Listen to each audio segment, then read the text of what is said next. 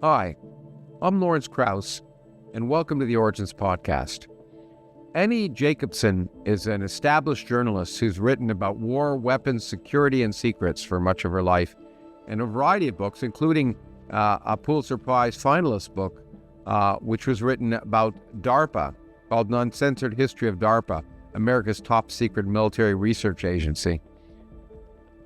In addition to her journalism writing, she's actually involved in fiction writing on related subjects and has written episodes of Tom Clancy's Jack Ryan, for example, the TV series that's on now. And she's combined her journalistic talents and her fiction writing talents into a new and gripping book called Nuclear War, a Scenario, which describes in harrowing detail how the launch of a single nuclear weapon, in this case by North Korea, cascades into a nuclear war, which essentially ends modern civilization in a time that takes less time than the length of our podcast. And the fact that the world could end so quickly is remarkable.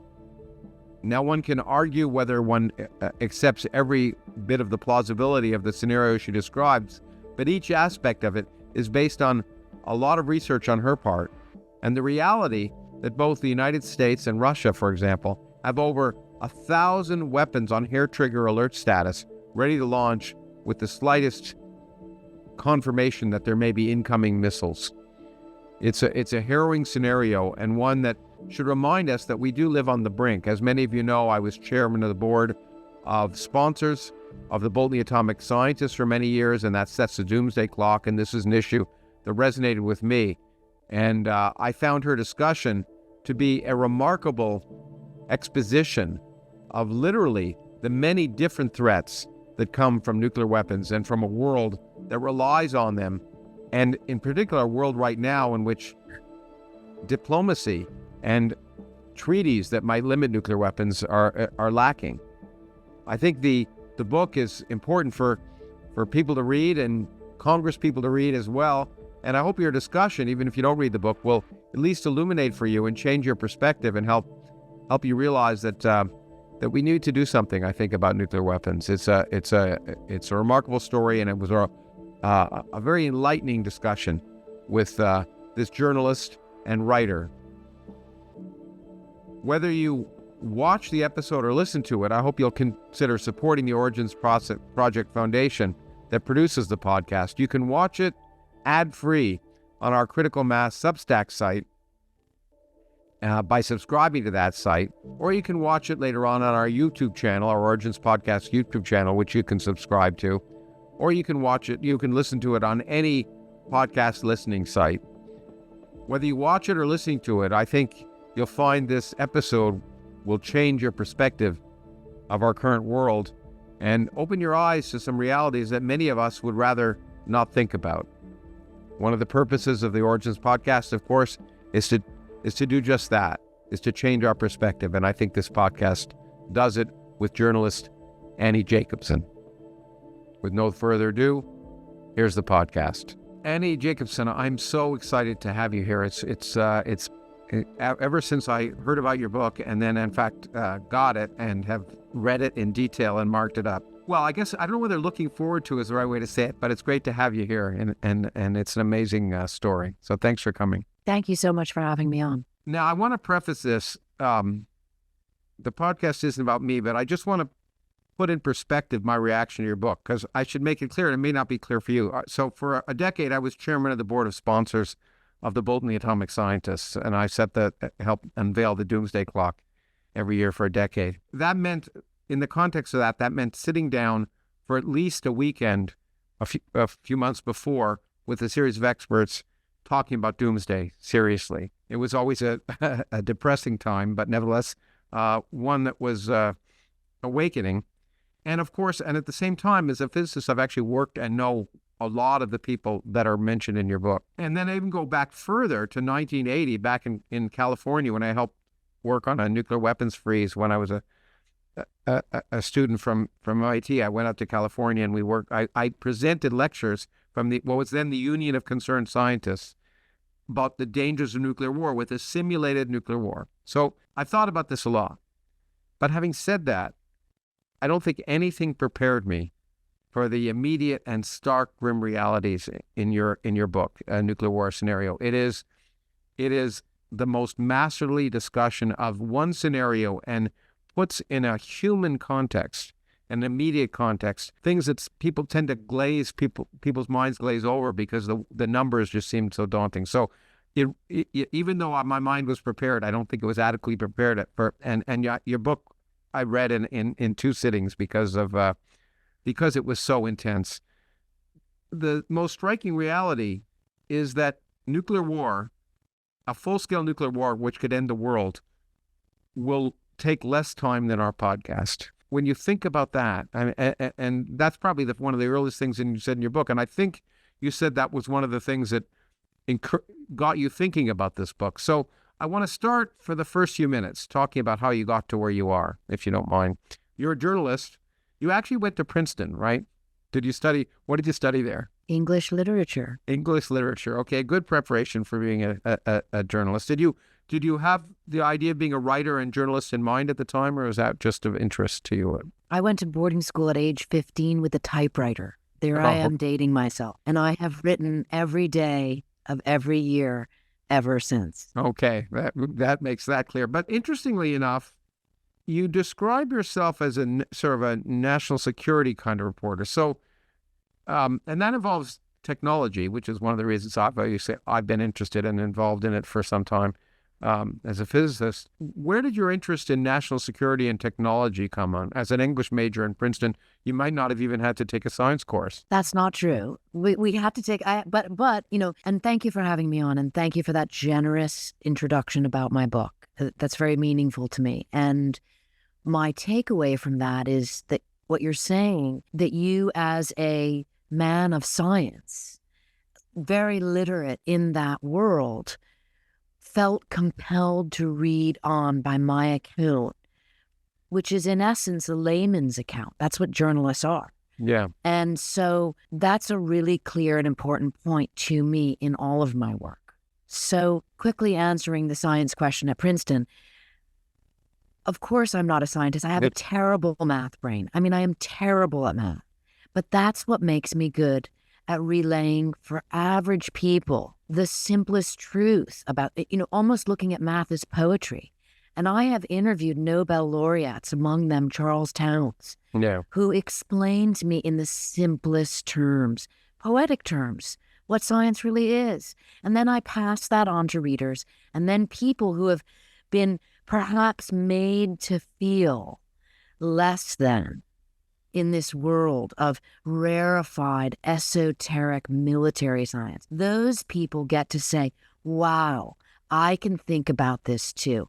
That's my goal. And thank you for that introduction, because that's in essence what you said.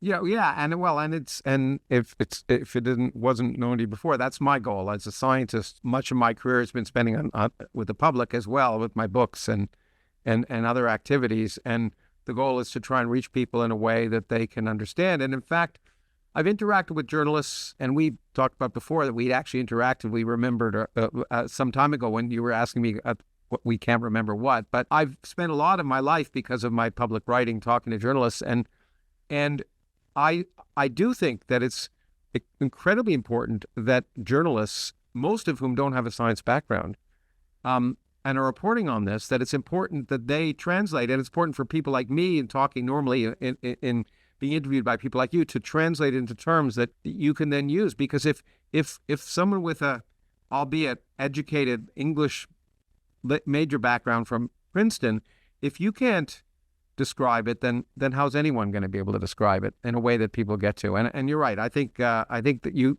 definitely succeeded in this book, because I did choose to read through it completely instead of skimming it, because it is so gripping. It's not your first book on national security issues. You've written a bunch, Area 51, and I was trying to think if that was the reason, because of my book, The Physics of Star Trek. You've written about Area 51 and also DARPA, which is the Defense Advanced Research Projects Agency, which at various times I've marginally been involved in. What led you from sort of thinking about DARPA and the kind of exotic programs that the military actually funds, some of which are insane, to get to this, which is equally insane, but unfortunately a central part of our national policy? How did that transition happen? So Nuclear War Scenario is my 7th book, and the previous 6 all dealt with military and intelligence programs. So I've written about the CIA, the Pentagon, DARPA, Area 51, Nazi scientists, all the war. I've interviewed people that have been in all the wars including World War II. And every set of sources, there's always a major player. Dr. Bud Wheelon, the first director of science and technology for the CIA, comes to mind specifically, telling me, Annie, I dedicated my life to preventing nuclear World War III. He was talking about the Corona program, America's first satellite program, reconnaissance satellite, spy satellite, and others. Every one of these people has somewhere in their storytelling to me that sense of, I did what I did to prevent the ultimate war. And so that certainly gets you thinking, if you're a thinker, whether you're thinking mathematically or poetically, wait a minute. Okay, what's the mirror of that? Deterrence fails. Then what happens? And that is what this book demonstrates. I wanted to show to readers in appalling detail just how horrific nuclear war would be. Because as you mentioned, you in the 1980s, with the nuclear freeze and whatnot, that was decades ago. Yeah. Where has this subject gone? That's a real question. That's right. And you'd think that the horrors have been known to some people for a long time. And if anything, as we'll talk about, things have just gotten worse.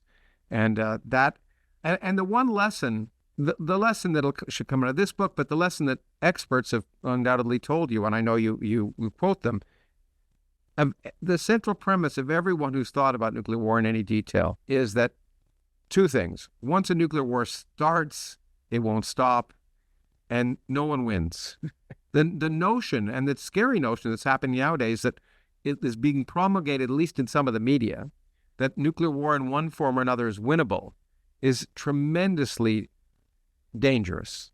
Because as we'll talk about from the scenario you described, which is just one of many possible scenarios that might happen, the result is a loss for everyone. In fact, deterrence, which you point out at the beginning, is the rationale for building up these ridiculously mind-bogglingly large arsenals of nuclear weapons has been deterrence, and the idea is something called mutually assured destruction. Which is really just madness. I mean, it exactly. Really it's madness. It is madness. But what is remarkable is that that's the flip side of deterrence.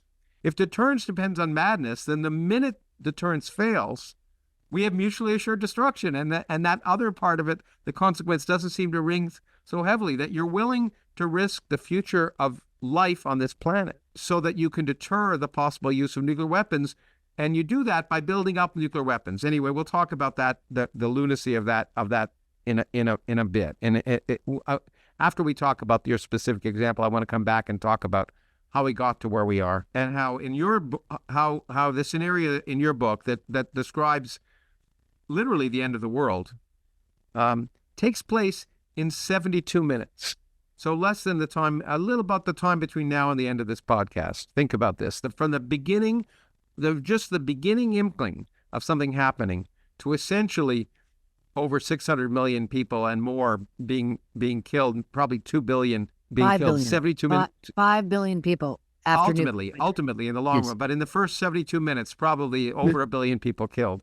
72 minutes, less than an hour. And so your book begins with a scenario, and it begins in one second. It begins at 0 seconds with the launch of an ICBM from North Korea. And what's interesting, one of the things that's interesting then in the chronology of your book is that you talk about the time it takes from the time that the ICBM is launched to the time that the U.S. national security agencies and ultimately the president learn about it. It's a period of seconds, at the most minutes before the president learns about it. You talk about within the first 20 seconds, there are recognitions from long way from Colorado, from our satellites, and that information goes to the National Military Command Center, and NORAD, and ultimately in 30 seconds to Cheyenne Mountain. Do you want to talk a little bit about that process of recognizing what happened when North Korea sent that weapon in this imaginary scenario? And again, this is just such a fascinating concept that we spoke about a moment ago, which is how a person, myself, can know a lot about nuclear weapons. I've interviewed Manhattan Project scientists, and then begin reporting this book and learn a whole new set of information about the first few seconds upon detection of launch. I think this is fascinating. I also think it's fascinating that you have like a whole subset of people who know all of this inside and out, and then people who know nothing. And again, my goal is to kind of bring them together in this understanding. So to learn that the United States Defense Department has a satellite system called SBIRS, Space-Based Infrared Satellite. I call it the 21st century Paul Revere, right? Like the missile is coming. And that this system built by Lockheed is so technologically advanced, it can detect the hot rocket exhaust on an ICBM launch in under 1 second. If you just pause for a minute and think about that, that is remarkable and should grab your attention, that we are capable of, and of course, then in essence, what I'm doing is setting up which is the theme of the book, and Einstein spoke of like, man is so brilliant. We have separated ourselves out from apes by being able to do things. Oh my God, put a satellite system 1/10 of the way to the moon that can measure something in, you're nodding, right? Yeah. And then you get reminded, but this is to detect the ballistic missile that will end civilization. It's such, if I could swear, I would say it's a mind, you know what, right? Yes, yeah. Because it really is. And it is madness. And so, and by the way, now we're just talking about the first second. Exactly, so the first seconds. And this is the first second. Normally, I mean, if this was, in a TV show, these things would take minutes or whatever. And the point is that within 60 seconds, the Stratcom commander, and perhaps you should explain what Stratcom is in a second, wants to talk directly to the President of the United States. And within 2 minutes, the Secretary of Defense and the Chairman of the Joint Chiefs of Staff are already ushered into a Pentagon bunker. This is 2 minutes. This is people that you'd think would be having a coffee break and might have had to go to the bathroom or something. Within 2 minutes, they need to be down in a bunker. You should, because we'll talk about Stratcom in a second. So why don't you explain what that is? So U.S. Strategic Command is probably the most important military organization that no one's ever heard of, except for the 150,000 employees who are directly report to the Stratcom. Yeah. Again, this theme of people know nothing and yet other people know everything. It is a system of systems that we are talking about here when we're talking about nuclear command and control. And Stratcom is incredibly important because, as you learn very quickly in the book, when I tell you very quickly, because my goal is to move the reader through what's happening, that there is a concept in American nuclear command and control called presidential sole authority, and it means the president has the sole authority to launch nuclear weapons. He does not need the permission of anyone, not the SecDef, not the chairman of the Joint Chiefs of Staff, not Congress. And that, during the Trump's fire and fury days, people doubted that. You can Google right now, is it really true? And you will get hundreds of thousands of people saying, that's not really true. You and I both know it is true. It is true. And I lectured and wrote about it in Washington and other places for years. And it really wasn't until Trump became president that people started to suddenly worry about it. Well, actually, I want to talk about that in a little more detail later, because it is one of the many, it's understandable, but at the same time crazy, much like much of nuclear weapons planning is all about. It's the sheer speed requirement with which decisions need to be made means you forego any other kind of rational logic about how you would operate any kind of war or even disagreement. Absolutely. But let's tell readers about Stratcom, because it is important, right? Yeah, okay. So very quickly, I digressed, is that Stratcom is this military agency that is in charge of the nukes. And so the Stratcom commander has this direct line, in essence, literally and figuratively, with the President of the United States once the seconds and minutes clock begins ticking, because the president must make this decision. Yes, his SecDef and his chairman are going to advise him of what to do. Get into that later. But ultimately, he has to give the order to the STRATCOM commander.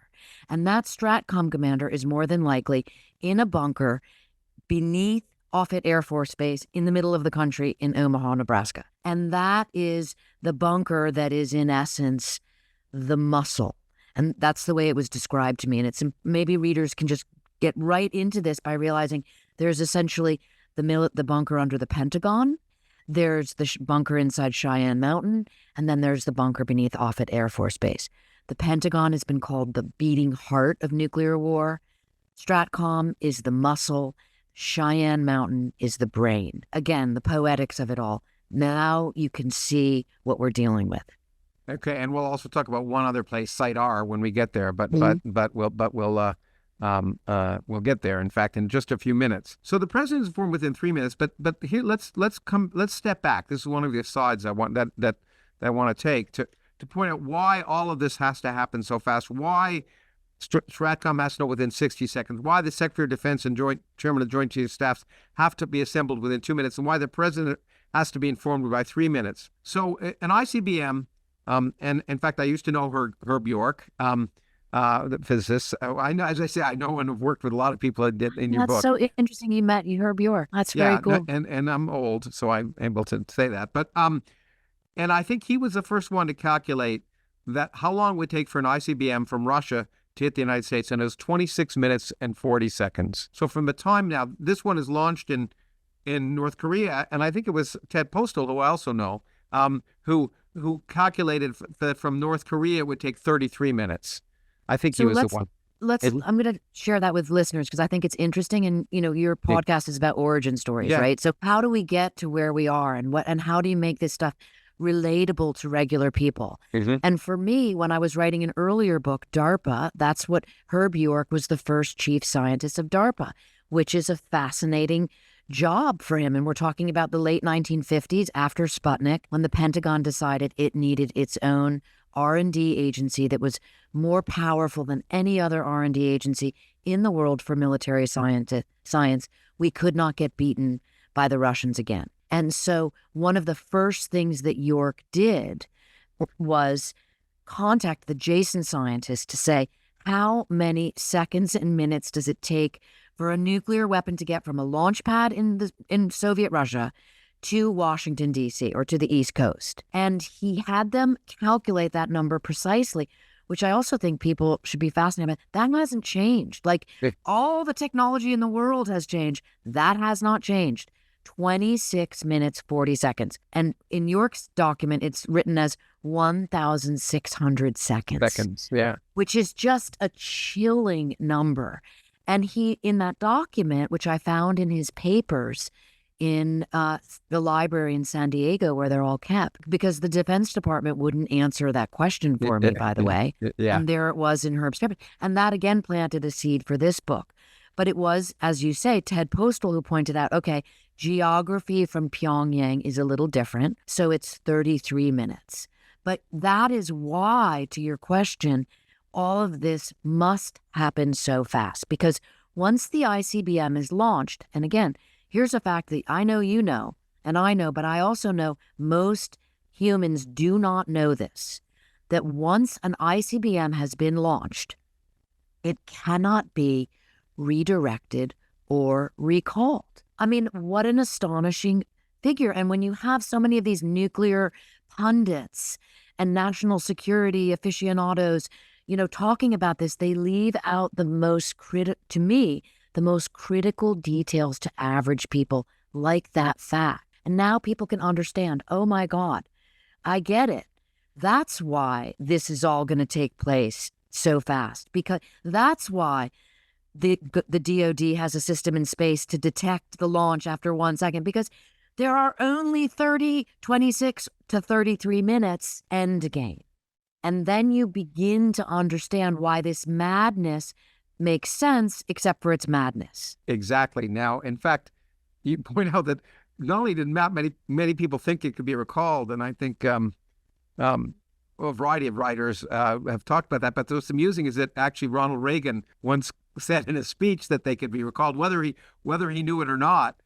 He said it incorrectly. So even the President of the United States at that time was either was playing a game or himself did not realize they couldn't be recalled. And I would assume that he did not know, right? He was referring to a sub-launched ballistic missile. Yeah. And I think that is profoundly important because it speaks to this idea that the commander-in-chief himself is not aware of the ins and outs of nuclear war should it happen, because they function mostly from the assumption that deterrence will hold. And absolutely, and they haven't been schooled. You talk about William Perry, again, another colleague of mine, and he and I have had long discussions, both before and together on the Bold and the Atomic Scientists. But he's a remarkable man. But I think he pointed out that people should realize that all of the people involved in this book, Stratcom, maybe the Secretary of Defense, certainly the Chairman of Joint Chiefs of Staff, these people have been trained, and all of the people who work in Offset Base and Cheyenne Mountain, they've been trained their whole lives on how to deal with this. The president hasn't. And for most presidents, or many presidents, they probably don't want to think about it, but they're the ones who are going to have to make the decisions in the first 26 minutes, in fact, as we point out, in 6 minutes, which we'll get to. And they haven't been trained, and a lot of them have not, they haven't even thought deeply enough about this, but they have 6 or 8 minutes to think about it before they decide how the world is going to end. And by the way, I will add something maybe useful for you, and may certainly, since this is about science in a way. One of the reasons that the time has not changed since Herb York and the Jason's calculations, maybe done by Freeman Dyson and others, is simply because Newton could have done the calculation. A ballistic missile is ballistic because the minute it stops firing, it follows a trajectory determined by the laws of physics that Newton developed. And nothing has changed in the laws of physics said Newton. So it's all determined by fundamental physics that doesn't change. There's no way it's going to be lengthened and no way it's going to be shortened. If you want to send a ballistic missile, something that you shoot it off, you speed it up, and then you stop, the engines turn off, the laws of physics determine that it takes 26 minutes. And that's why the laws of physics say, when Sputnik first went around the Earth, it was 90 minutes. It's still 90 minutes today because that's determined by the laws of physics. Anyway. Precisely. Yeah. And yet the rest of the world has changed so dramatically. Exactly. And we now have since then, and that is precisely the point of why this book, I believe, is profoundly important for people to read in 2024, because the rest of the world has changed. There are 9 nuclear-armed nations. There is AI. We can go on and on and on.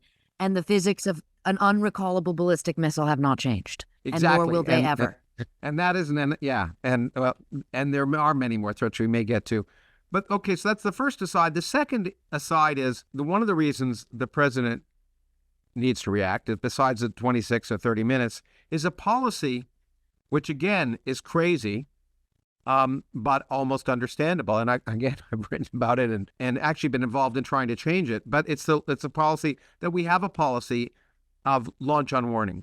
In fact, there's 2 policies. We won't talk about this, but another policy the United States has had, which most people don't realize, is that we have never renounced the first use of nuclear weapons. We have never said we won't be the first ones to use nuclear weapons. And each time we try and get a president to make that policy, they won't do it. But this policy of launch on warning is, if there's evidence and a signal of a nuclear attack, this nation has a policy of launching a response in principle before any bomb explodes on the continental United States. That means you have, therefore,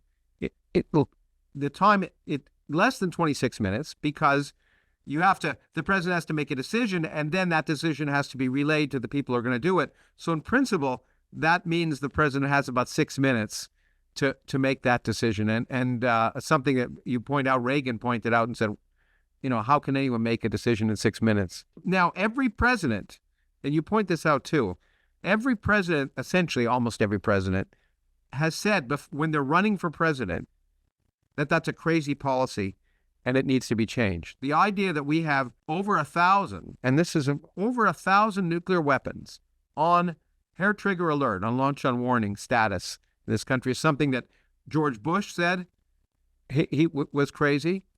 Obama was crazy. And here, again, I'll insert myself. I was on Obama's science policy team when he was running for president. The first time around, 2008. And one of the things that we were so excited about was that we would get him to change the policy because it was crazy. He became president, it didn't change. We won't even talk about Trump and Biden. It hasn't changed. It's still this crazy policy. And maybe you can talk a little bit about it as well. But clearly it's the timing aspect, the idea that a preemptive first strike could, in principle, remove our ability to fight a nuclear war, and therefore we have to launch before the first strike hits, basically is the idea. Two thoughts on that. I mean, the policy has been called, quote, inexcusably dangerous. And that is the simplest term of exactly what it is. It is. Yeah. Why the president has not changed it, any president, remains a mystery. It's a question I've been asked in almost all of my interviews. Did I have any idea why? And the answer is absolutely no, I do not. Let's ask the president. And I mean that literally. Like, the people should ask the president, every president, why does this policy not get changed? And of course, it's not set in stone. It's not like, but it's a policy. Yeah. And it's there for use. But I also want to add one thing to the numbers, because you said we have over 1,000 nuclear weapons on ready for launch status. Let me just give a real specific number here because it's important, right? Mm-hmm. The United States presently has 1,770 nuclear weapons forward deployed. And what that means is they can be launched in seconds and minutes. Okay? Russia, because of parity, has about the same amount, 1,674. Now, those numbers change by a few every year. And thanks to your colleagues at the, Federation of American Scientists, led by Hans Christensen, they are keeping track of this math. Hans is the one who lets the rest of us know every year. Yeah.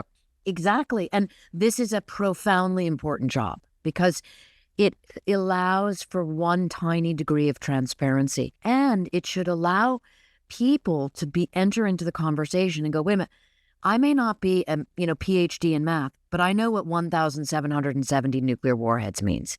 It means nuclear Armageddon. Yes, absolutely. And then when you learn that the ICBMs launch in approximately 60 seconds, and as Bruce Blair told us, they don't call them Minutemen for nothing. Okay? Yeah. Then you have to stop, as many people are busy doing their laundry or making dinner or going about their lives. Hopefully we'll stop and say, oh, wait a minute. I'm sorry. Did I just hear that correctly? Did I just hear that correctly? Yes, you did.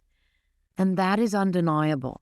And so in a world where people are worried about all kinds of things, one question that's been lobbed at me is, don't we have enough to worry about? Well, I would argue a lot of those other things are not as important to worry about.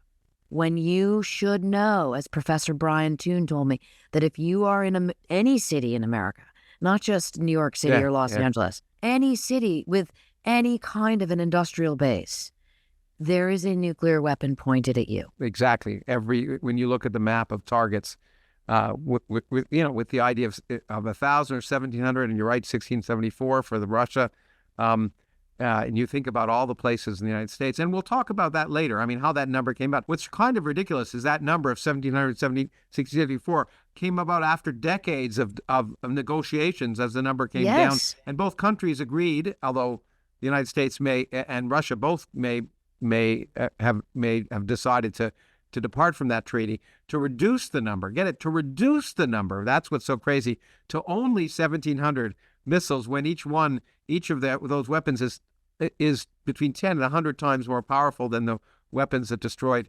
Hiroshima. And most people know none of this. None of this. None of it. That's right. And we have to. And the idea is to make these things clear, because this is crazy, and unless more people say it's crazy, it's going to remain the same. We've seen, in fact, I can tell you for certain that Obama before he became president, was clearly briefed on why this was crazy. Okay, so why do you? Okay, great. I'm going to ask you, why is the answer?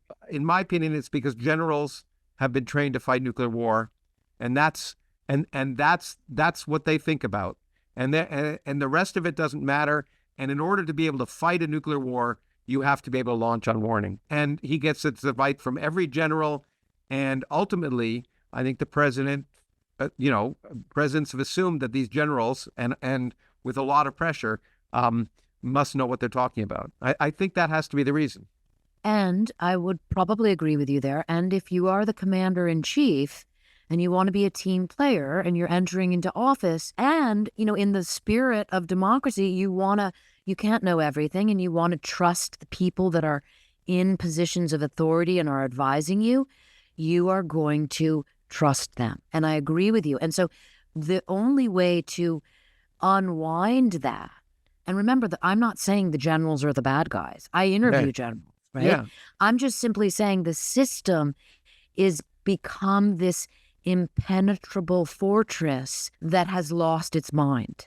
Or you could say it's always lost its mind. But to your interesting point about how we have made progress, and I think it's important at this point in our discussion to interject here that we're not just like two doomsday people, this, griping about how bad it is. We are first pointing out that progress can be made because, to your point, once upon a time in 1986, there were 70,000 nuclear warheads, 70,000. And the numbers that we mentioned, 1,700 on one side, 1,674 on the other, those, by the way, there's still thousands more on each arsenal in reserve. At least 5,000 in each arsenal. Absolutely. And so then you now you're going back and, oh my God, right? But these numbers are important because what it's demonstrating is that progress moves. You must move forward in your progress. You can't move backwards. And now with the threat of both Russia and the United States withdrawing from these incredibly profoundly important treaties that reduce the threat, that is not a direction that any sane human being should be for. Exactly. And the insanity, what happens is the insanity becomes legitimized in a way that's, by haphazard, by, accident here and there, and escalation. And I should say that, by the way, I mean, every year when we unveil the doomsday clock, I would get questions from journalists, this is just a public relations stunt. And I would say one day a year, we get a chance for journalists around the world to cover this and address this existential threat to humanity. And so that was the reason I got involved in the bulletin and ultimately became the chair of that, is that by speaking out, it's the only way ultimately that people become aware of this and maybe speak out enough to produce some sanity. In terms of this escalation, which you can kind of, and we'll get there. We'll see. We're taking longer than I wanted to get. And what's rather interesting is our discussions are already taking us to the point where in your book, almost hundreds of millions of people were already been killed because we've been going for about 45 minutes already.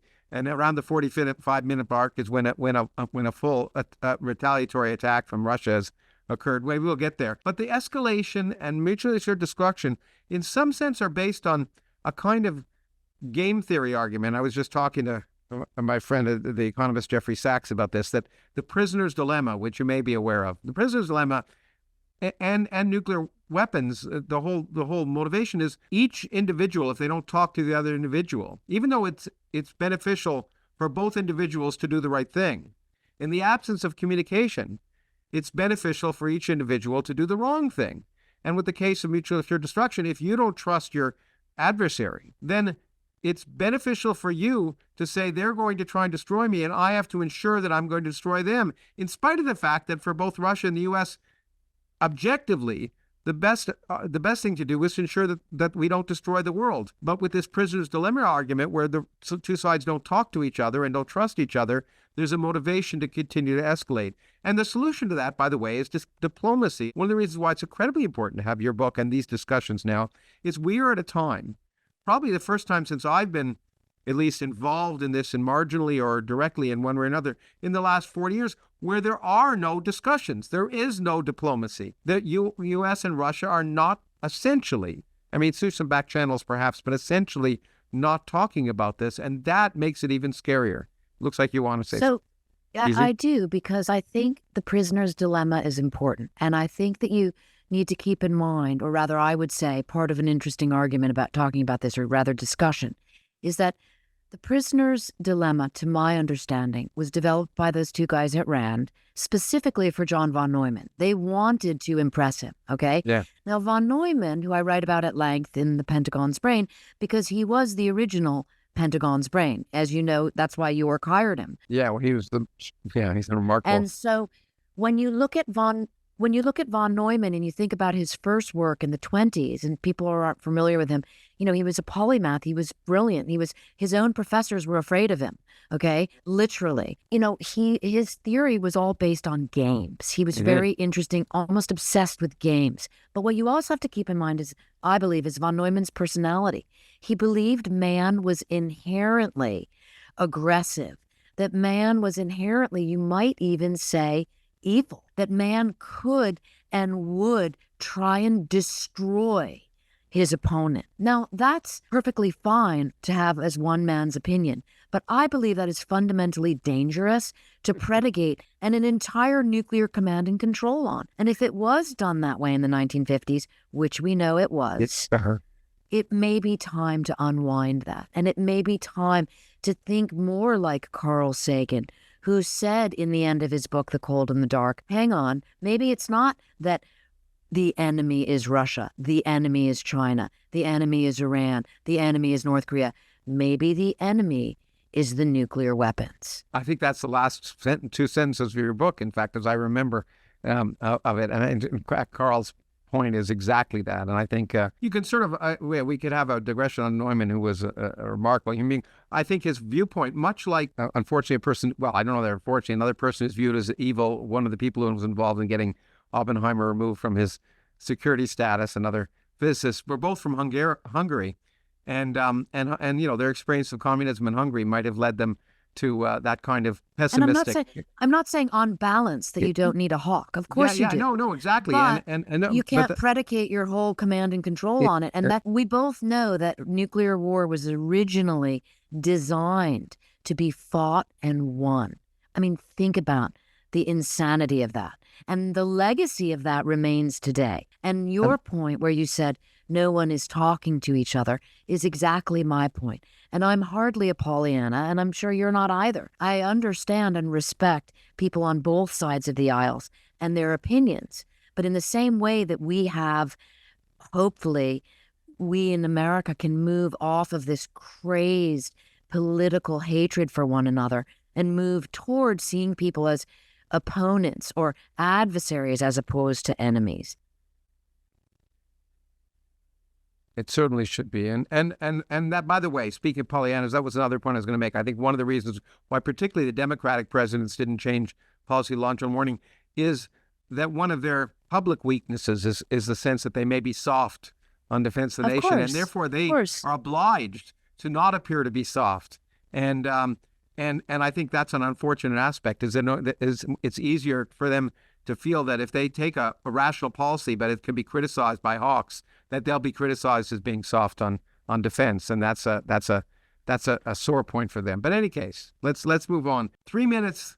Go back to the story, but our aside is a useful one, because these are the issues that I think it's important for people to think about in one way or another. So 3 minutes, the president is informed and basically told 3 minutes and 15 seconds to be precise in your scenario, and told that he more or less has 6 minutes to deliberate in order to be able to launch before an attack occurs.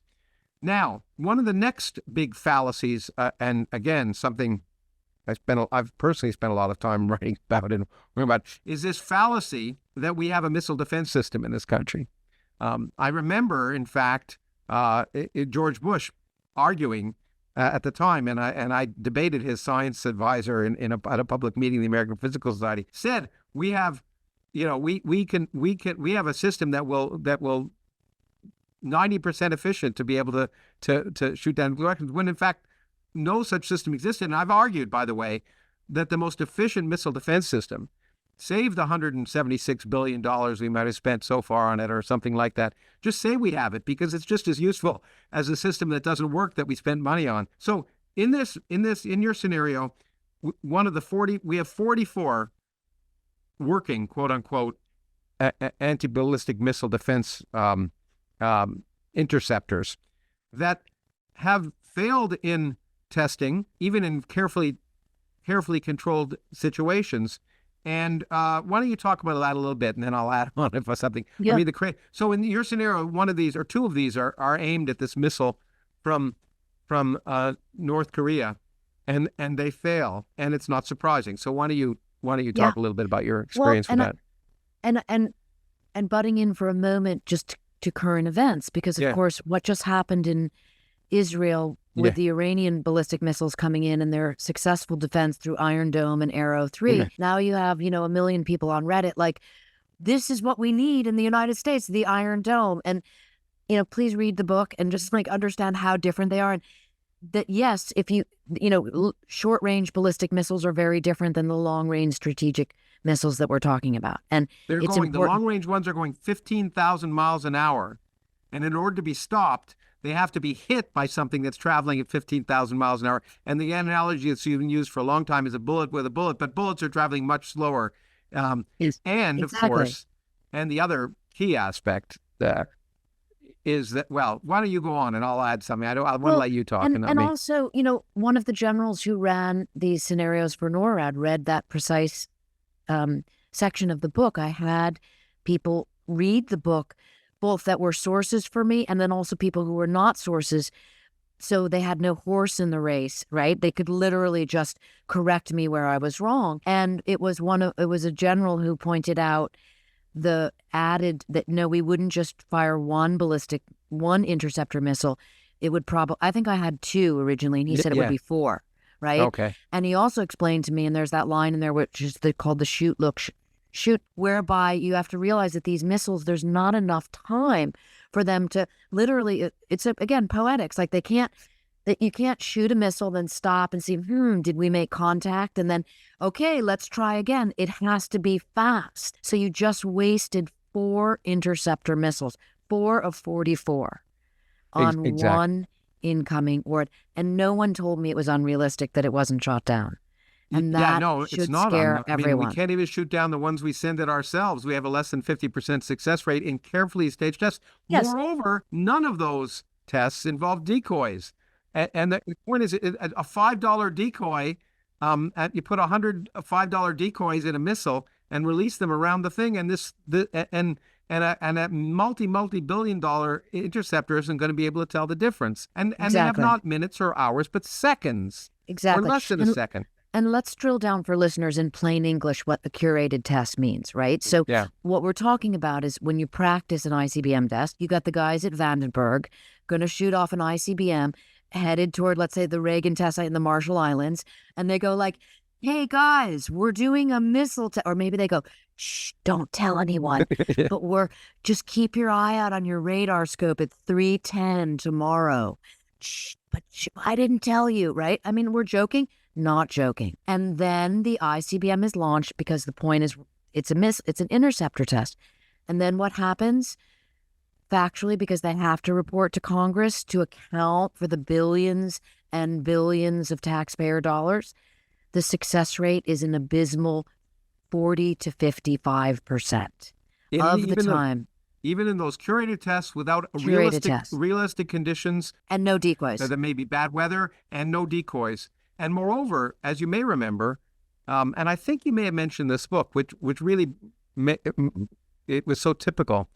Once the system started failing, they stopped testing it because better not to report failures than say you have a system that works, and that's again an insult to the security, safety, and health of the people of the world. It's used like nomenclature, like strategic pause, right? Yeah. And then lo and behold, you find out recently, we actually have a whole new multi-billion-dollar program that's definitely going to work, Mr. and Mrs. Taxpayer. And that's where we are. And as you point out, $176 billion and counting spent on this system that really no proof that it'll work at all, and every bit of proof that it won't, because in fact, the other thing that's been pointed out, and I think it was Dick Garwin and first pointed out to me, but it was it's pretty clear. Okay, so say you have a 90% likelihood of shooting a missile down, 90%.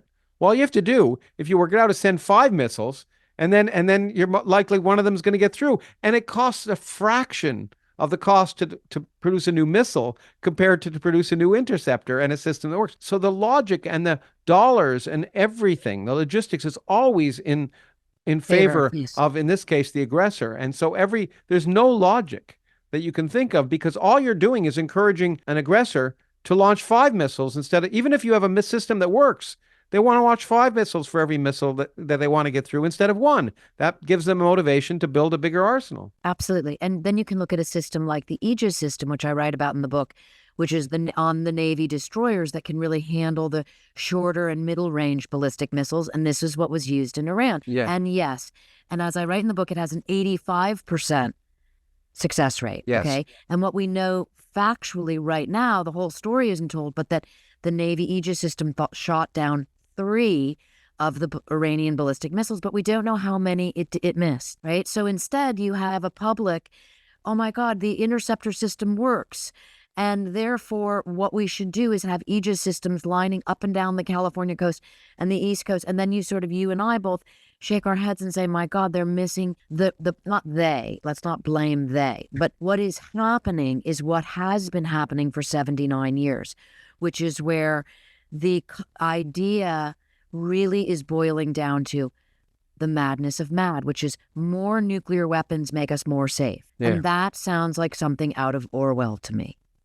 Absolutely. And in fact, regarding those Aegis systems, the calculation, I think it was done by Postal, again, by Garwin and others, that, the one stage where you might expect to intercept is this early stage, when if you're close enough, if you happen to have a submarine with an interceptor missile nearby within a few hundred miles. But then the phase you have to do this is in 3 minutes.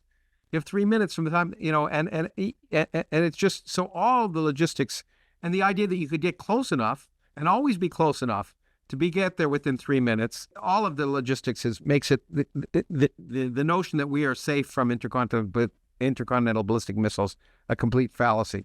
At 9 minutes, then I have to bump in here, because then you have another problem. Let's say you did have a system. Oh my God, let's do this system whereby we're trying to take out the missile in 3 minutes. Okay, so now you have North Korea, which doesn't play by the rules, that launches ballistic missiles without notifying anybody. They're just tests. They're going into the Sea of Japan, or maybe they're going to launch a satellite in space. What happens when the U.S. takes out its missile in under 3 minutes? Okay. You can understand. Now I have nuclear war, a scenario part 2. Yeah, that's right in your next book. Okay, so we're only not, and this so far, in spite of our discussion, we're 9 minutes into this, and something really hit me poignantly. It wasn't, just in reading. 9 minutes is so. We have warning systems that are in Alaska, which are designed to be able to line of sight, be able to provide. The first systems that give evidence are the satellites, as you point out. But the line of sight systems in Alaska are designed to look and actually be able to see the first ICBMs coming from Russia or over the North Pole. What really hit me poignantly was at 9 minutes in the discussion, you get direct confirmation for the first time. Now it's come over the horizon of a single ICBM. And just think about that. I mean, think about this. That's what is so sort of hopeless. You have the nation, the United States, the president, the most incredibly technologically advanced military system in the world. They look and they see that single ICBM, which a few minutes later will be determined is going to be heading towards Washington. And there's absolutely nothing you can do. That's what's so crazy. The whole nation, the whole nuclear, the whole might of the U.S. military defense, and there's a single weapon seen in Alaska heading over. And all you can do is watch and wait, and that is so strange and sad. In any case, I'm going to interrupt and just thank you. I'm interrupting you. You say what you want. Well, I just want to thank you for actually reading the book as it's meant to be read, which is where you bring your heart into the matter. Yeah. And you can even with all your brain full of science and math and calculations and experience and, everything you have done, you realize the truth of what I try to convey is one tragic moment after the next that is pitiful and horrific at the same time. And there are so many mysteries as to how we wound up here, but there is also a clear solution, which begins by people understanding exactly having the kind of moment that you just described when you read the book and you can think precisely that. Yeah, it's and let's hope more people have that kind of moment where this variety of moments you realize that the reality of this and the craziness of it and the only solution ultimately is to stop this madness. And lots of people have been saying for a lot of times, and yet the world keeps, as I'll point out at the very end, the direction doesn't seem to be good. Two things I want to point out. We're going to skip in through things relatively quickly so that we can.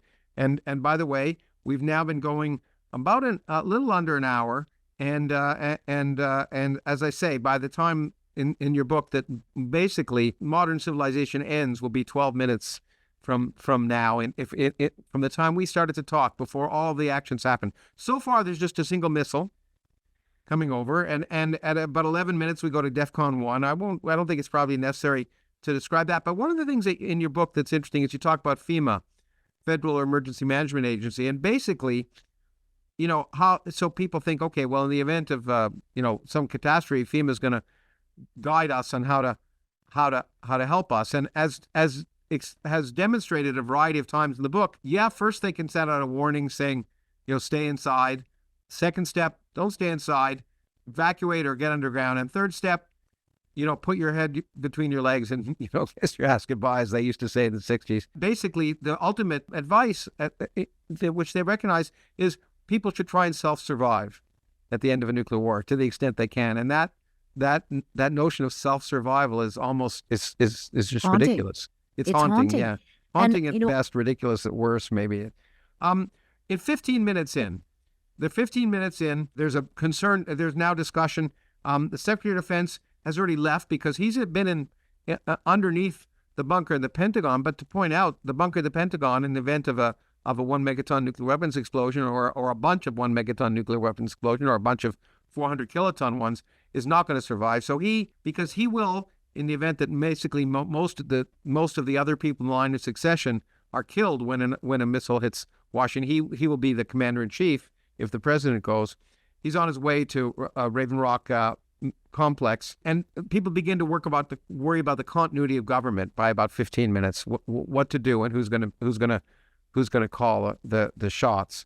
You want to talk about that for a second? So those scenes grew out of a series of interviews I did with former Secretary of Defense Bill Perry, your colleague. A wonderful man. I wanted to know what he would think of, what he would be thinking in a moment like that. Would he go down with the ship? And he explained to me, and that's why that section has direct quotes, that he would realize that it would make sense for himself and probably the vice chairman of the Joint Chiefs of Staff to leave very quickly in a helicopter, which is what he does in the hypothetical situation, right? So that someone could be alive to direct the madness. Yes, because in the line of succession, and as I say in the book and quote people who are knowledgeable in this, that what Washington fears most is a bolt out of the blue attack against Washington. And so, you have Secretary of Bill Perry telling me that he would leave and go to Raven Rock. And coupled with this idea from my interviews with Obama's FEMA director, Craig Fugate, that in fact, there's nothing FEMA can do, that there is no population protection planning because everyone would be dead, and that FEMA does practice for asteroid strikes and nuclear war, and they're called low probability, high consequence events. You begin to realize all of these manuals that FEMA puts out, do this, do that in the event of a nuclear war, what you described, that's just, I don't even want to call it propaganda, and I don't want to call it nonsense, but it's some word similar to all of that, which is basically just a big waste of taxpayer money in 400, 500-page documents, which says a lot of contradictory information. Mm-hmm. Yeah. And the truth is much more like what Craig Fugate had the candor to tell me, which is, don't forget your morals and hope you stocked Pedialyte. Yes. To keep your electrolytes going if you can survive. And don't forget your morals it's going to be a big issue in a world without government and law. If there is any people to even be governed. In the book, it's 16 minutes. A submarine-launched ballistic missile from North Korea off the coast of California is launched ultimately at the Diablo Canyon nuclear reactor, and ultimately destroys it. This gives us a chance to have a little aside on submarines and the other aspect of the craziness of military calculations. The United States has a triad, as you described. It has bombers, it has ground-based ballistic missiles, and it has nuclear-capable submarine-launched ballistic missiles. The point that is amply made in the book is that the submarines are Trident submarines, but in this case, both a North Korean submarine and later on a Russian submarine, can both get close to a coast, and they are virtually undetectable, and they will survive a nuclear war. And one could therefore ask, and I know a number of my colleagues have asked this question and tried to promote it, that there's no need for a triad. There's no need for all of those targets to be painted on the Midwest, inviting an aggressor to attack those ICBMs. Because if you just had the submarine-launched ballistic missiles and just had the number of subs we have and number of ballistic missiles they carry, you could still destroy the world several times over reliably and so there's no real purpose to the triad. You're absolutely right. And part of the reason why I chose to write about that in the scenario, and I'm very clear to say, when the North Korean sub gets up close to the coast of California and launches, I'm clear to say that some of the people I interviewed said this is plausible, this is possible. And others, like Richard Garwin, said he didn't believe that the North Koreans had the capability to get a sub that close. But I do that on purpose because I want people who are the real, air quotes and literal experts in this arena to be able to have these kinds of conversations and discuss them and debate them and not have to be right or wrong. Yeah. Because how would we really know who is right or wrong in the event it happens? Okay. Exactly. And so that is why I found it very important. And I appreciate your read on that and your recognition of that this is a possible scenario. And in some, the real terror is the fact that Russia and China actually have submarines that can most certainly get up within a couple 100 miles of both coasts. And I reproduce an actual document. I have never seen that in print until I found that in, of all things, a budget request to Congress from the Navy. It's a document showing where submarines from Russia and China have traveled near the coast, so readers or listeners can understand that because submarines are undetectable. That is not a real time. Like the Defense Department doesn't know where the subs are in real time, which makes them so deadly and dangerous.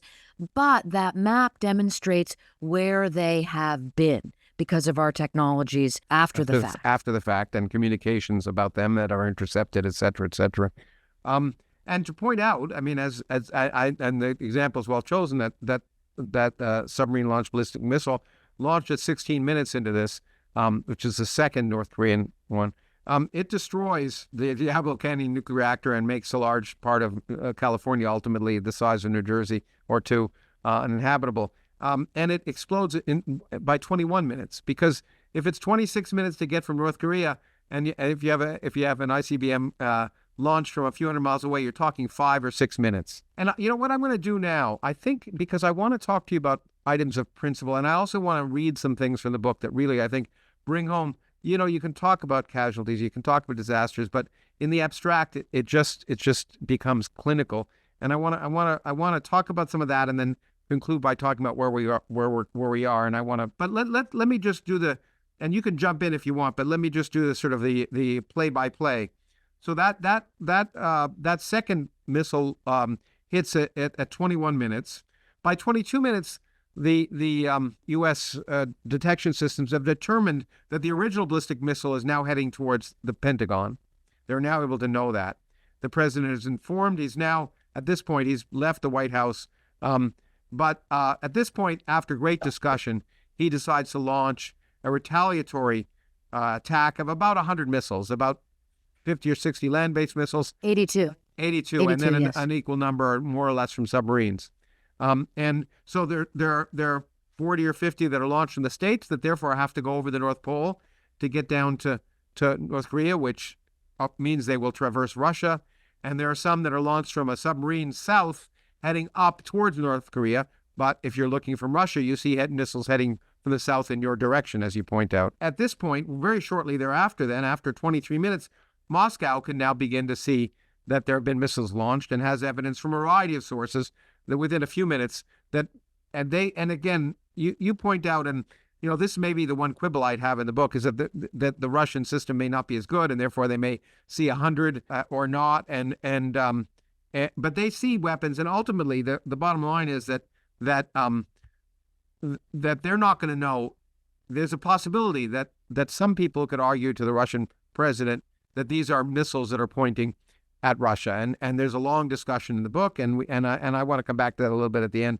But that's 27 minutes into this. The Russians now know that they're potentially being attacked. At 28 minutes, there's a concern that the president's plane is not far enough away, and one of the things that we'll come back to when a nuclear weapons explodes is what's called an electromagnetic pulse, which basically fries all communication systems and electric systems. Therefore, there's a concern the president may not survive, and he's asked to give the universal unlock code to the Secretary of Defense and the Stratcom. Stratcom, who, by the way, has taken off because clearly the ICBM base in Nebraska is a target, and he's now taken off in something called the Doomsday plane, which is a plane which will fly and be able to coordinate a nuclear war from above, even if there's nothing left to coordinate down below.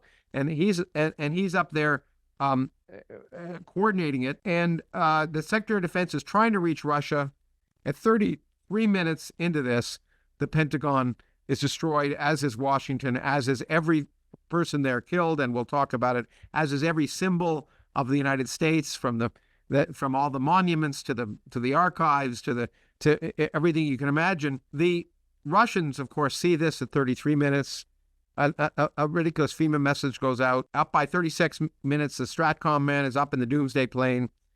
And by the time it's basically Russia begins to see the missiles coming over the North Pole and able to see it, by 42 minutes or so, the Russian president has become convinced that there's an attack and decides to launch 1,000 warheads on the major 1,000 targets in the United States. That means within 26 minutes, the continental United States will be destroyed, more or less. And so those are the first. You divide your book into 24 minutes, 24 minutes. So we had the first 24 minutes before the first bomb goes, the second 24 minutes before Russia launches its bombs, and the final 24 minutes is a rapid scurry to try and decide how to most effectively ensure that there's nobody left to fight a nuclear war. And one last little bit, which you do point out, which is that North Korea, in this case, has a card up their sleeve that they have a satellite.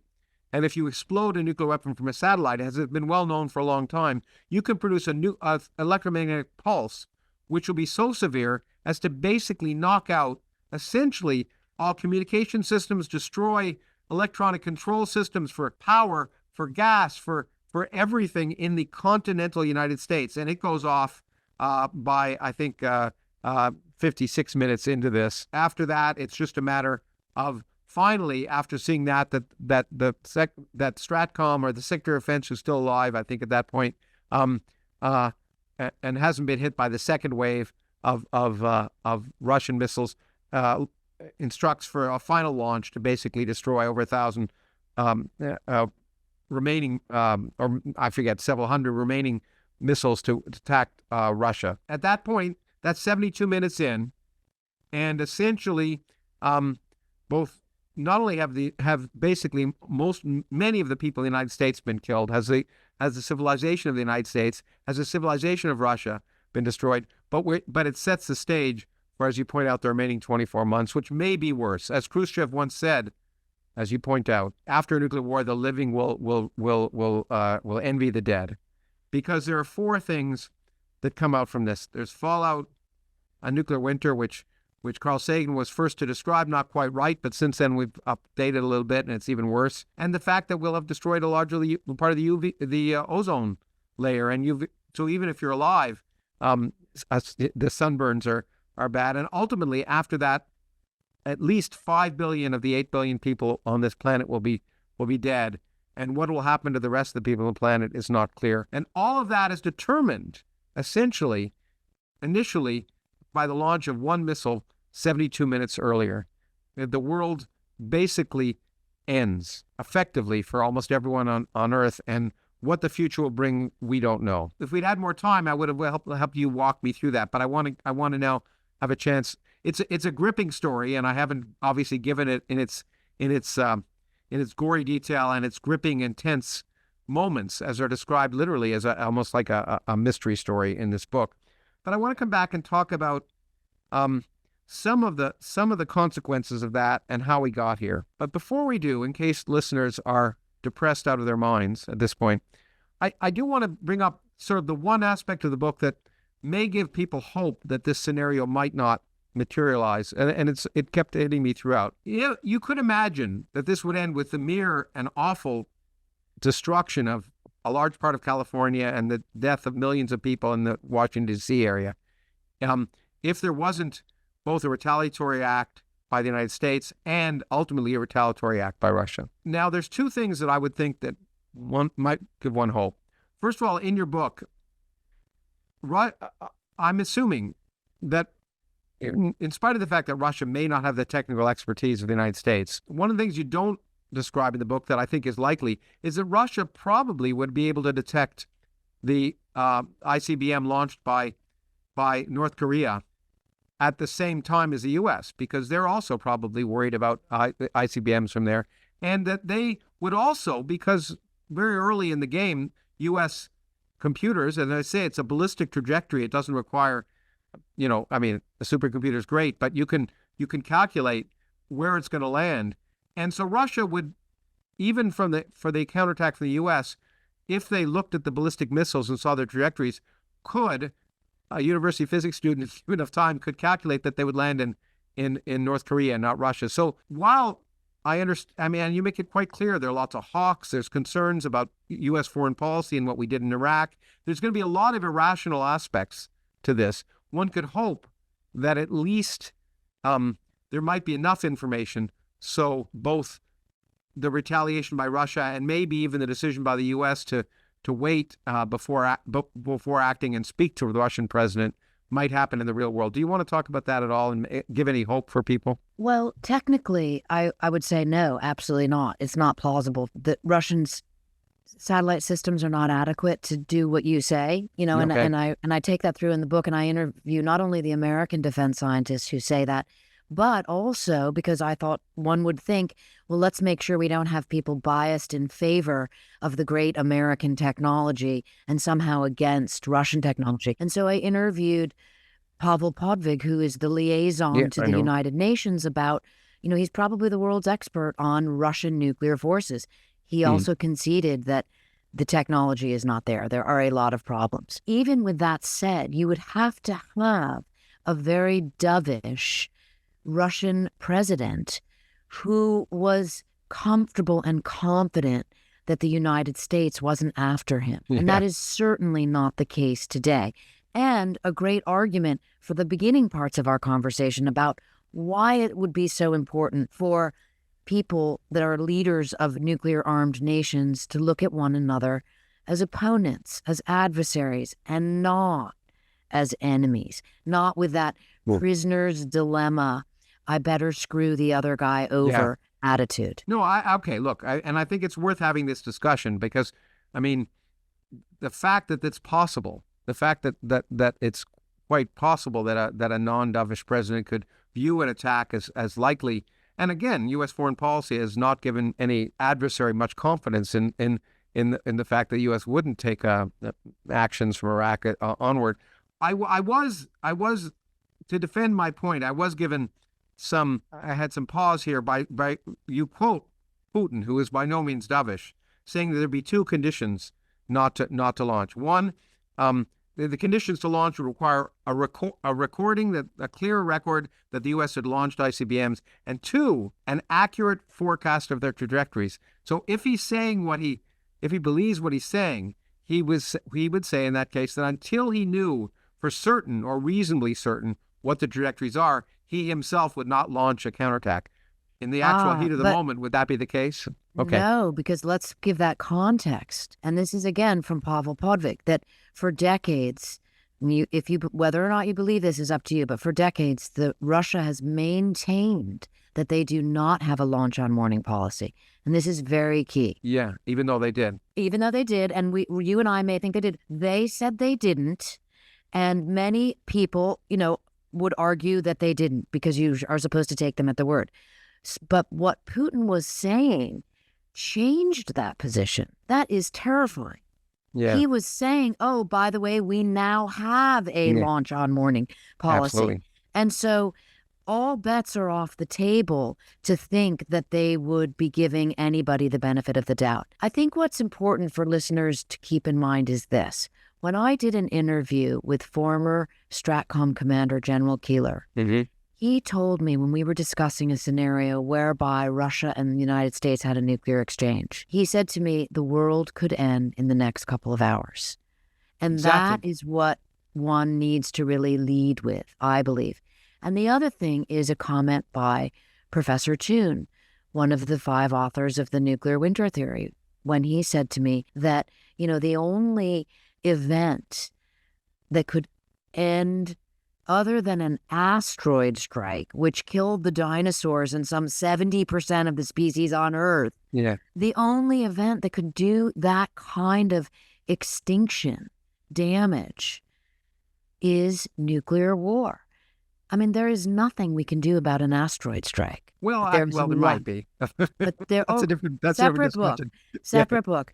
But there is a lot we can do about curbing the immediate threat of nuclear war. Which we have created. That's the point. It's human created. I didn't want to end this discussion with any quibbles. I just want to point out in my mind for people who might hope that there would be lots. The other hope I would want to have, and again, this is a scenario which is real, and I always thought maybe that general telling you the world could be over in a couple of hours was probably what motivated you to write the book the way you did. That one statement was probably, if I were you, have been, okay, absolutely. That's an awakening. If the world can be over in 2 hours, hours. And coming from the commander of STRATCOM. And again, this is very important because it lays bare the reality of the existential threat.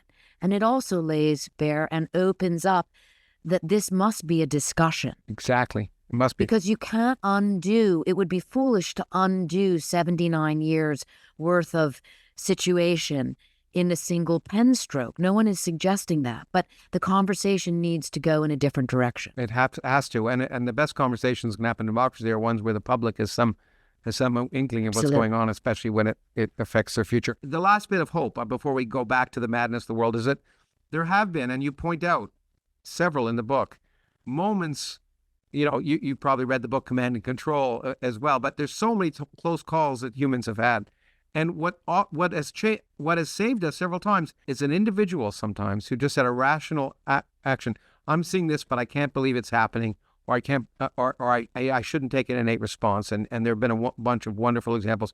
My hope in the good moments, and I'm usually a pessimist, but in the good moments is that a rational president on either side might step back and say, yes, we have launch on warning, but if I do that, the world will end in 2 hours, and maybe I should step back. That's my hope. You're giving a lot of credit to somebody taking that specific position. Oh, I agree. I'm not saying it's a hope. It's not an expectation in any way. I want to in the last 8 or 10 minutes go to how we got here, and you give the chronology in the book. I want to read 2 descriptions in your book, and then I want to talk about the current budget in the last minute or two, because I'm on, I get information from the Arms Control Association. They just talk about the new Biden budget and the request for additional funds for nuclear weapons. And in the it was very poignant because I got that the day before I started reading your book, and the 2 things, the juxtaposition of those 2 things really hit me. But the point is that after the Hiroshima in 1945, it didn't look like that things would, that Los Alamos, where I've been, it would do much. But the U.S. Navy in 1946 decided that, hey, it would be great for the Navy to have nuclear weapons, and they basically took it over. We went from 3 bombs in 1945 to 9 bombs in 1946, and the statement by the Joint Chiefs of Staff that this could be useful, and moreover, Russia will one day be expected to have them, and therefore we better start stockpiling. This is before before Russia actually ever did that. 3 years later. By 1947, we had 13, 1948, 50, 1949, 170, and that was when a discussion was made that 200 bombs were necessary to destroy the Soviet Union entirely. 200 fission bombs, not fusion bombs. That was, so you'd think that would have been enough. Look, that's enough, but it wasn't. 1949, Russia has 5 nuclear weapons, has reproduced the fission bomb thing. We go up to 299. By 1951, 438, twice the number needed to destroy the Soviet Union. By 1952, 841, 4 times as many. Just keep building and building and building without any rationale. And then, of course, 1952, the hydrogen bomb is developed, which is more than 1,000 times stronger than the Hiroshima bomb. And things take off. By 1953, 1,169. Russia's beginning to build. 1955, we have 2422. 1956, 3692. By 1967, we have 31,255, and Russia has tens of thousands as well. That's when you're talking about the time when there were over 70,000 nuclear weapons. 1960, the United States begins to seriously ask, how can we run a nuclear war? That's how your work begins. Your book begins with a discussion from someone who was at that briefing on how the U.S. would run a nuclear war, where at that point people seriously said, okay, we will kill 600 million people by this particular strategy. We will kill 600 million people, and we will rationally say that that's what we need to do. 1/5 of the world's population. Then, as I say, through negotiations and other things, we now have, as you point out, 1,770 with 5,000 in our back pocket in the U.S. and 1,674 in Russia. Each of those weapons are 50 times stronger than the weapons that destroyed Hiroshima. More than enough to destroy the world over, and that's where we come to today. And we plan, and they're still planning for a war that cannot be won. And I think before I close by reading, or ask you to comment on, or maybe have you read certain pages from your book, I'll point out that, so the arms control today pointed out that the Biden administration's $850 billion defense budget calls for $69 billion for nuclear weapons operations and modernization, including 400 new ICBMs, new nuclear armed subs and bombers, and upgrades for all the warheads in the U.S. arsenal, projected to total $756 billion over the next decade. And the reports from the military and from right wing are that that's not enough. That we will still be not have a deterrent. That America's enemies will become more emboldened while facing a hobbled and undersized American nuclear deterrent, an undersized deterrent. So we're willing in this current time, in spite of people in Washington knowing what you write here, in spite of what everyone should know, we are willing to modernize and upgrade and impoverish. That's almost $1 trillion that could be spent on other things, making us not more safe, but less safe, and exposing us to a moment in time when a single mistake or a single malevolent individual can cause the world to end in 2 hours. Let me ask you to comment on that, and then I just want to read 2 pages from your book. So comment on whether my summary has been, whether you're more optimistic or less optimistic than me. I have a one-word comment, precisely. Okay. Now, your book begins, and I think it's worthwhile reading what actually happens when a bomb explodes in Washington, D.C. So I want to just read only the first 3 seconds of what happens. A 1 megaton thermonuclear weapon detonation begins with a flash of light and heat so tremendous it's impossible for the human mind to comprehend. 180 million degrees Fahrenheit is 4 or 5 times hotter than the temperature that occurs in the center of the sun, probably hotter still, actually. In the first fraction of a millisecond after this thermonuclear bomb strikes the Pentagon, there's light, soft X-ray light with a very short wavelength. The light superheats the surrounding air to millions of degrees, creating a massive fireball that expands at millions of miles per hour. Within a few seconds, this fireball increases to a diameter of little more than a mile. Its light and heat are so intense that concrete surfaces explode, metal objects melt or vaporize, stone shatters, humans instantaneously convert into combusting carbon. The 5-story, 5-sided structure, the Pentagon, and everything inside its 6.5 million square feet of office space explodes into superheated dust from the initial flash of light and heat, all the walls shattering with the near simultaneous arrival of the shock wave. All 27,000 employees perish instantaneously. Not a single thing in the fireball remains. Nothing, ground zero, is zeroed. Traveling at the speed of light, the radiating heat from the fireball ignites everything flammable within the line of sight several miles out in every direction. Curtains, papers, books, wood, fences, people's clothing, dry leaves explode into flames and become kindling for a great firestorm that begins to consume 100 or more square miles. Prior to this flash was the beating heart of American governance and home to some 6 million people. I think I'll leave that there. It's just the beginning, because the force of the fireball, this is just the heat of the fireball. The force of the fireball hasn't even gone, and we haven't talked about the radiation that comes from that. The fact that within less than a second, this isn't all of the as I say, it isn't the air expanding, it isn't the force, it's the less than the first second, you've annihilated essentially the entire, what many people think of as the signature of the United States. Every building, every bit of archival history of the country, and all of the people who run the country, as well as all the institutions that most people depend upon for their livelihood. The other description that I want to read of yours is what happens when there's an EM pulse at the very end of the book, when or near the end of the book, when a single satellite explodes 700 miles above the United States, above Nebraska.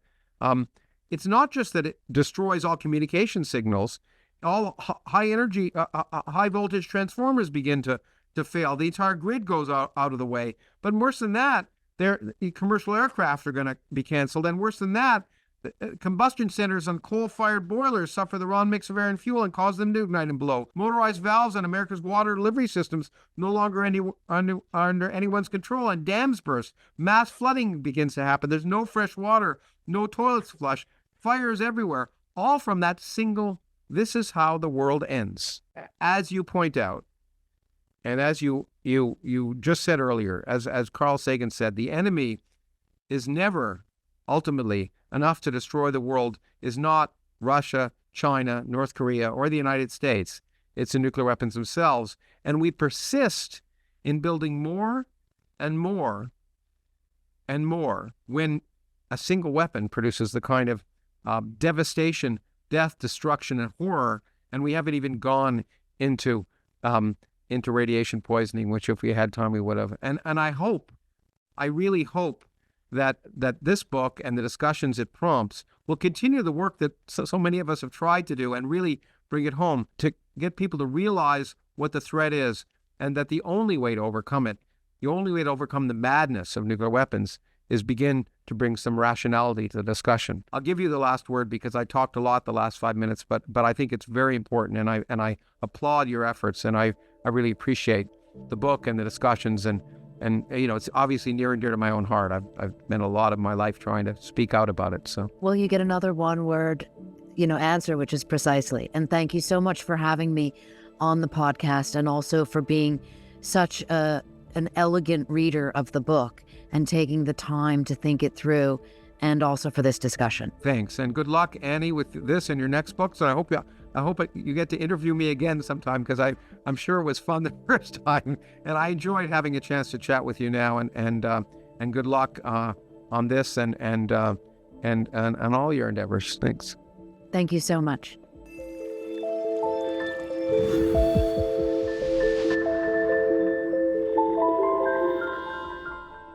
Hi, it's Lawrence again.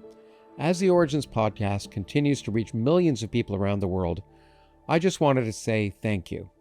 It's because of your support, whether you listen or watch, that we're able to help enrich the perspective of listeners by providing access to the people and ideas that are changing our understanding of ourselves and our world and driving the future of our society in the 21st century. If you enjoyed today's conversation, please consider leaving a review on Apple Podcasts or Spotify. You can also leave us private feedback on our website if you'd like to see any parts of the podcast improved. Finally, if you'd like to access ad-free and bonus content, become a paid subscriber at origins-project.org. This podcast is produced by the Origins Project Foundation as a non-profit effort committed to enhancing public literacy and engagement with the world by connecting science and culture. You can learn more about our events, our travel excursions, and ways to get involved at originsproject.org. Thank you.